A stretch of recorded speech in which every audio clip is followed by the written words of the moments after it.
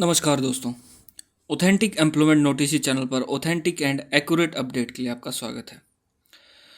हरियाणा में जो साथी टीजीटी के लिए प्रिपेयर कर रहे थे और एचएसएससी टीजीटी का एग्ज़ाम जिनका अच्छा नहीं गुजरा था, जिनका डॉक्यूमेंट वेरिफिकेशन नहीं हुआ था और जिनका डॉक्यूमेंट वेरिफिकेशन हो चुका है और वो अगर हरियाणा में चंडीगढ़ में जॉब करना चाहते हैं तो टीजीटी की इन पोस्ट के लिए आप अप्लाई कर सकते हैं। आप लोग देख सकते हैं कि आज ही ये नोटिस जो है वो जारी हुआ है। इसमें सब बात करेंगे क्या क्या आपकी क्वालिफिकेशन होनी चाहिए, किस पोस्ट के अगेंस्ट कितनी किस सब्जेक्ट के अगेंस्ट कितनी पोस्ट आई हैं, कौन सी डेट से फॉर्म स्टार्ट हो रहे हैं, तो सब डिस्कस किया जाएगा।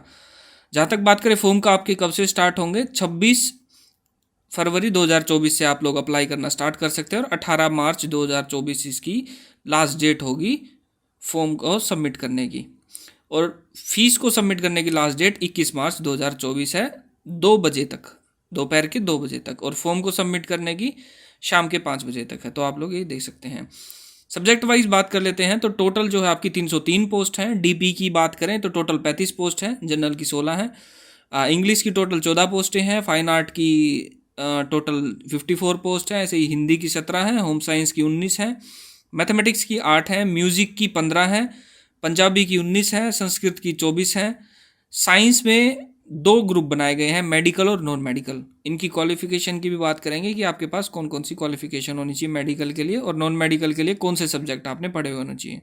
सो साइंस मेडिकल की 26 पोस्ट हैं, साइंस नॉन मेडिकल की 48 पोस्ट हैं और सोशल स्टडीज़ की आपकी 24 पोस्टें हैं टोटल। तो इस हिसाब से 303 पोस्टें हैं। अगर बात करें पे लेवल मैट्रिक्स की तो वही टीजीटी वाला ही आपका रहने वाला है जो हरियाणा में है। 4600 ग्रेड पे आपका ये रहेगा। जनरल साइंस अगर नॉन मेडिकल की बात करें तो आपका ग्रेजुएशन में फिजिक्स, केमिस्ट्री और मैथमेटिक्स आपने पढ़ा हुआ होना चाहिए और 50% आपकी एग्रीगेट मार्क्स होने चाहिए आपकी ग्रेजुएशन में। अब बात आती है बीएड की। अगर आपने बीएड साइंस में या फिर मैथमेटिक्स में कर रखी है एज ए टीचिंग सब्जेक्ट, लेकिन इसमें बीएड में भी 50% मार्क्स आपको चाहिए है और सीटेट आपका पास होना चाहिए साइंस में। और अगर बात करें इंटीग्रेटेड, अगर बीएससी बीएड भी कर रखी है तो आपका केमिस्ट्री और मैथमेटिक्स उसमें सब्जेक्ट होना चाहिए और 50% एग्रीगेट मार्क होने चाहिए और सीटेट भी आपका इस तरीके से होना चाहिए। इसी प्रकार से जनरल साइंस अगर मेडिकल की बात करें, मेडिकल ग्रुप की, तो उसमें आपके सब्जेक्ट जो हैं जूलॉजी, बॉटनी और केमिस्ट्री होने चाहिए आपकी ग्रेजुएशन के और 50% का क्राइटेरिया यहाँ पे भी है, बीएड में भी और ग्रेजुएशन में भी। और बीएड में आपका science as a teaching subject होना चाहिए और सीटेट आपका क्लियर होना चाहिए। सोशल साइंस की बात करें तो 50% आपके मार्क्स होने चाहिए। 7 जो है इलेक्टिव सब्जेक्ट हैं, इनमें से 2 में होने चाहिए। तो ग्रेजुएशन में आपके 2 सब्जेक्ट होने चाहिए इन 7 में से ही। 7 सब्जेक्ट कौन कौन से हैं? History, political science, economics, geography, sociology, public administration और साइकोलॉजी।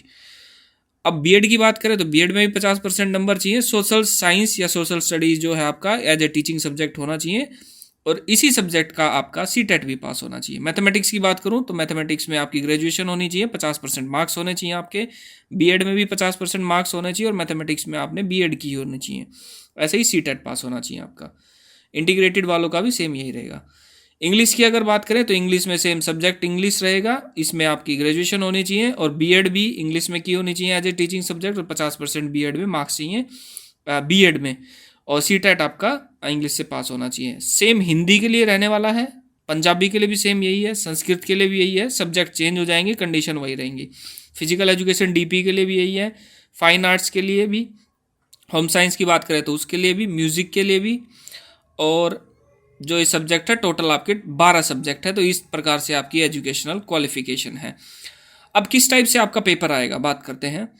मेरिट लिस्ट जो है वो आपके टोटल मार्क्स से बनाई जाएगी। ऑब्जेक्टिव टाइप जो आपका टेस्ट होगा जिसका कि 150 मार्क्स का होगा। पार्ट ए और पार्ट बी 2 होंगे इसमें। मल्टीपल टाइप के क्वेश्चन होंगे और क्वालिफाइंग मार्क्स आपके 40% होंगे, मतलब 60 नंबर आपको पेपर में लेने आवश्यक हैं। अगर मान लो 10 पोस्ट हैं और अगर 8 ही बच्चों के 40% से ऊपर, मतलब 60 नंबर से ऊपर आते हैं तो उन्हीं को ही लिया जाएगा और 2 पोस्टें खाली रह जाएंगी। तो 40% मार्क्स लेना आवश्यक है, फिर उसके बाद आपकी मेरिट बनेगी। पार्ट ए की अगर बात करूं तो general awareness, reasoning, arithmetic, numerical and numerical ability के 12 क्वेश्चन आएंगे। इंफॉर्मेशन एंड कम्युनिकेशन टेक्नोलॉजी, जिसको कि आप कंप्यूटर भी बोलते हैं, उस टाइप से आपके 12 क्वेश्चन आएंगे। टीचिंग एप्टीट्यूड एंड पेडागोजी के 12 क्वेश्चन है। Test of English, Hindi, Punjabi language and comprehension, जिसमें कि इंग्लिश के 5, हिंदी के 5 और पंजाबी के 4 क्वेश्चन है। टोटल 14 क्वेश्चन आएंगे। इस प्रकार से आपके 50 क्वेश्चन के 50 मार्क्स हो गए। 100 क्वेश्चन आपके सब्जेक्ट के आएंगे। जो भी आपका सब्जेक्ट होगा, Hindi, English, social studies, science, medical, non medical, वो सब आपके उसके 100 क्वेश्चन आएंगे। सो मेजर जो रोल है वो आपका सब्जेक्ट का रहने वाला है। नेगेटिव मार्किंग भी है, 1/4 आपकी नेगेटिव मार्किंग रहने वाली है। तो इस टाइप से आप देख सकते हैं। अगर साइंस की बात करें, साइंस में अगर नॉन मेडिकल के लिए अप्लाई किया है तो 33 फिजिक्स के क्वेश्चन आएंगे, 33 केमिस्ट्री के आएंगे, मैथमेटिक्स के 34 क्वेश्चन आएंगे। तो इस हिसाब से आपका सब्जेक्ट का बाइफर्केशन होगा।